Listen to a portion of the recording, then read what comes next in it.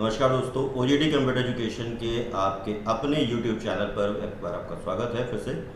और जैसे कि हम लोग बात कर रहे हैं जावा प्रोग्रामिंग की सीरीज़ की, और मैंने अपने लास्ट वीडियो में आपको बताया था कि कॉल बाय वैल्यू क्या होता है फंक्शन कॉलिंग के अंदर।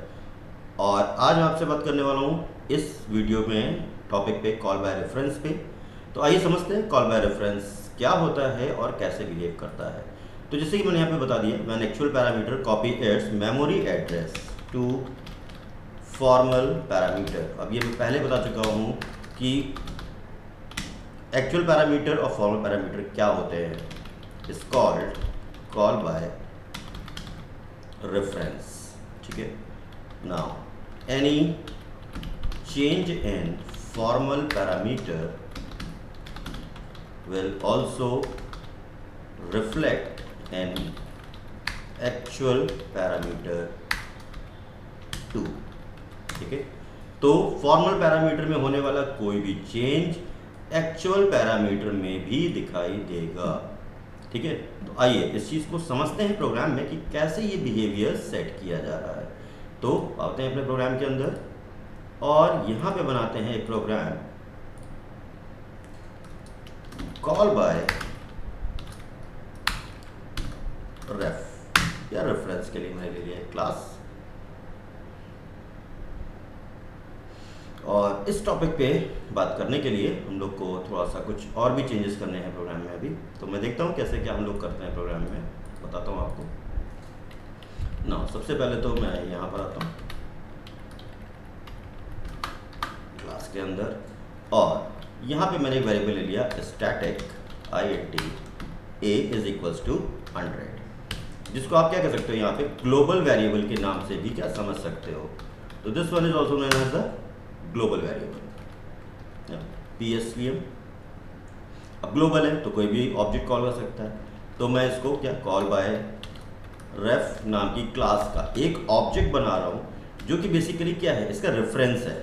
या मैं इसको एक नाम दे देता हूँ obj1 new call by ref. तो कॉल बाय रेफरेंस के लिए दोस्तों क्या करना होगा आपको, सबसे पहले तो अपनी जिस क्लास में वो है उसका एक वेरिएबल या एक रेफरेंस बनाना पड़ेगा।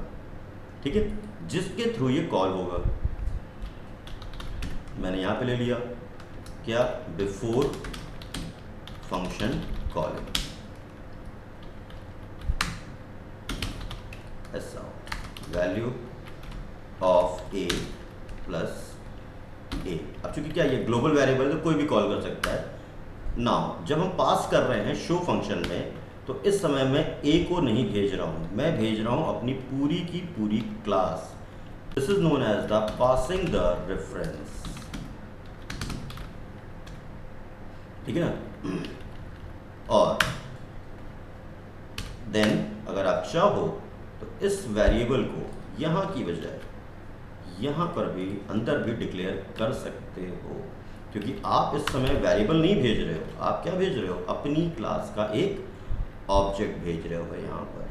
ठीक है। और अगर आप चाहो तो इसको int a सिंपल डिक्लेयर कर लो, शो फंक्शन कॉल किया, then after function calling passing the reference of class call by ref. तो इस क्लास का मैं क्या कर रहा हूँ, एक रेफरेंस, एक ऑब्जेक्ट या उसका समझ लीजिए मेमोरी एड्रेस भेज रहा हूँ। तो अगर सी का प्रोग्राम होता तो उसमें तो हम लोग क्या करते हैं, पॉइंटर के थ्रू भेज देते, बट यहाँ पॉइंटर का कोई कॉन्सेप्ट ही नहीं है। तो मुझे क्या करना होगा, इसका एक ऑब्जेक्ट बनाकर ही ये काम करवा सकता हूँ। तो आइए इसकी डेफिनेशन लिखते हैं, public static void show function. अब ये क्या कर रहा है, क्लास लेते हैं कॉल बाय रेफ, और इसके ऑब्जेक्ट को कॉपी करता हूँ किसमें, माई ओबीजे में ना। तो ये क्या है, इस समय कॉल बाय रेफरेंस की क्लास ने अपना पूरा पूरा ऑब्जेक्ट यहाँ पर क्या किया है, कॉपी करवाया है। और मैं प्रिंट कराता हूँ यहाँ पर inside function value of a plus my OBJ dot A.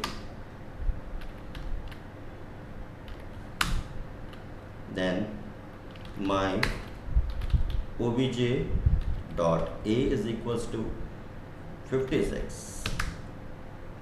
then s out new value inside function plus my obj.a। अब यहाँ पे कुछ एरर्स आ रही तो उनको देखता हूँ क्या एरर आ रही है। क्रिएट फील्ड ए है ना, तो मैं यहाँ पर स्टैटिक लगा लेता हूँ। ओह, ये पूरे प्रोग्राम में एरर जनरेट कर रहा है, तो मैं इसको बाहर ले चलता हूँ यहाँ से, जहाँ पहले था ये है ना, तो अभी शायद ये एरर नहीं दे रहा है। ठीक है ना, तो इस समय बेसिकली ये जो my obj.a है, ये a इसका नहीं है, ये किसका है, इस क्लास का है ना। तो आइए इस प्रोग्राम को पहले समझ लेते हैं हम लोग थोड़ा सा, काफ़ी सारी चीज़ें हो गई हैं इसके अंदर। और यहाँ पर इस प्रोग्राम को समझने के लिए ये सबसे पहले मैंने क्या कर रखा है, एक ग्लोबल वेरिएबल ले रखा है स्टैटिक आइडेंटिटी a, जिसकी वैल्यू कितनी है, 100 है ना। अपनी क्लास का एक ऑब्जेक्ट बना रखा है। बिफोर फंक्शन कॉलिंग मैंने क्या किया, इसको प्रिंट करवाया है ना। शो ओबीजे में, मतलब शो ओबीजे का मतलब क्या हुआ, मैं यहाँ पर इस क्लास का एक रेफरेंस पास कर रहा हूँ और यहाँ पे क्या है, आफ्टर फंक्शन कॉलिंग, तो इसको मैं बाद में डिस्कस करता हूँ। सबसे पहले वापस आते हैं, बिफोर फंक्शन कॉलिंग में ये वैल्यू कितनी प्रिंट करेगा यहाँ पर, तो ये प्रिंट करेगा 100। ठीक, शो ओबीजे, तो यहाँ पर बेसिकली ए को कॉपी नहीं किया जा रहा है, पूरी क्लास का एक ऑब्जेक्ट ही यहाँ पर आ चुका है। और इस obj1 को यहाँ पे कौन हैंडल कर रहा है, कॉल बाय रेफरेंस वाली क्लास का my obj है ना। तो my obj.a ये क्या प्रिंट करेगा, ये प्रिंट करेगा 100। ठीक है, जो कि बेसिकली कहाँ कनेक्टेड है, ये यहाँ कनेक्टेड है, 10 यहाँ रिफ्लेक्शन उठा रहा है।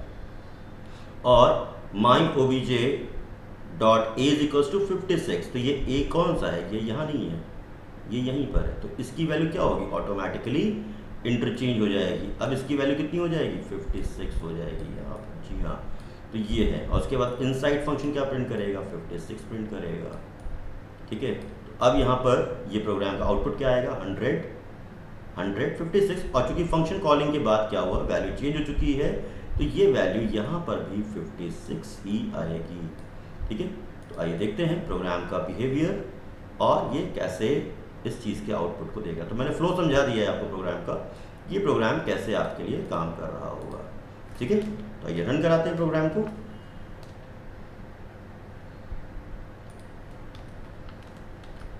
और इस प्रोग्राम का आउटपुट जो हम लोगों ने डिस्कस किया हुआ है अभी वही आएगा। ये देखिए, value of a 100, inside value function 100, new value inside function 56, after function calling a 56। यानी फॉर्मल पैरामीटर में होने वाला चेंज एक्चुअल पैरामीटर को भी चेंज कर देता है।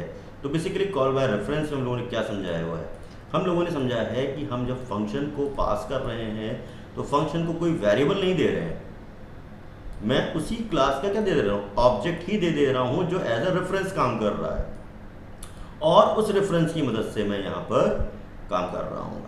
ठीक है, तो ये क्या है, मेरा यहाँ पर कॉल बाय रेफरेंस का प्रोग्राम है। दोस्तों पिछले वीडियो में कॉल बाय वैल्यू थी और इस बार कॉल बाय रेफरेंस। तो आई होप ये टॉपिक दोनों आपके कवर हो चुके हैं, इसीलिए मैंने अलग अलग वीडियो में समझाए हैं। तो इसको देखिए और समझिएगा। Keep learning.